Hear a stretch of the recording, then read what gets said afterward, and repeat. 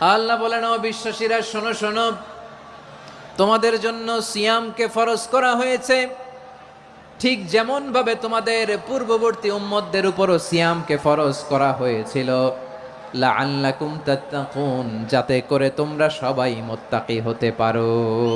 সুবহানাল্লাহ বলেন, যাতে করে তোমরা আল্লাহ সচেতন হতে পারো। তাহলে সিয়ামকে, এই সামনে যে রমাদান আসতেছে আমার প্রিয় ভাইয়েরা, এই পুরো রমাদান ব্যাপী সিয়াম সাধন করা, সিয়াম পালন করাকে আমাদের জন্য ফরজ করে দিয়েছে কে? এটা শুধু আমাদের উপরই ফরজ না, আমাদের আগে যত জাতিগোষ্ঠী এই পৃথিবীতে এসছে সবার উপরে সিয়াম পালনকে ফরজ করেছে কে? তবে ধরনটা ভিন্ন ছিল, এক এক জাতিগোষ্ঠীর জন্য এক এক ধরনের ছিল। আমাদের জন্য সিয়াম ফরজ টানা 1 মাস 30 দিন বা 29 দিন। পূর্ববর্তী অনেক উম্মতের উপর 1 মাস ছিল না, 3টা ফরজ ছিল। কয়টা? প্রতি মাসের 13, 14, 15 ফরজ ছিল তাদের জন্য। কারো জন্য শুধু একটা, আশুরার রোজা। কোন কোন উম্মতের জন্য 10টা।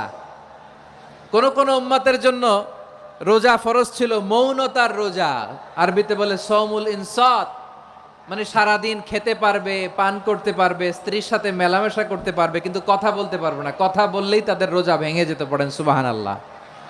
কি অদ্ভুত ব্যাপার!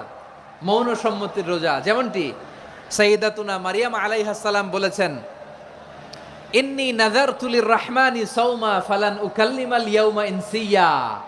তিনি বলেছেন, আজকে আমি রহমানের জন্য, মানে আল্লাহর জন্য রোজা মানত করেছি, আজকে আমি কারোর সাথে কথা বলতে পারবো না।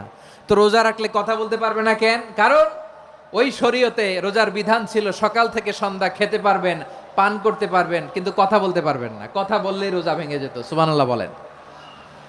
তাহলে সব জাতিগোষ্ঠীর উপরে রোজা ফরজ ছিল, কিন্তু ধরনটা ভিন্ন ছিল। মজার ব্যাপার হচ্ছে, আপনি বর্তমানেও বিভিন্ন ধর্মের দিকে তাকান, বৌদ্ধ ধর্ম, হিন্দু ধর্ম, খ্রিস্ট ধর্ম, তাদের মধ্যেও রোজা আছে। ইংরেজরা, খ্রিস্টানরা এটাকে বলে ফাস্টিং। কি বলে? ফাস্টিং। আমাদের হিন্দু ভাইয়েরা বলে উপবাস। তারা কি বলে? উপবাস। আবার এখন আন্দোলনেরও একটা মাধ্যম হয়েছে এটা, না খেয়ে থাকা। এটারে বলে অনশন।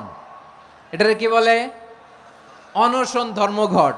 মানে আমাদের দাবি না মানলে আমরা খাবো না, রোজা রাখলাম। তারপরে আধুনিক বিজ্ঞান এটার একটা নাম দিয়েছে না খেয়ে থাকাকে, অটোফিজি। কি বলে? অটোফিজি।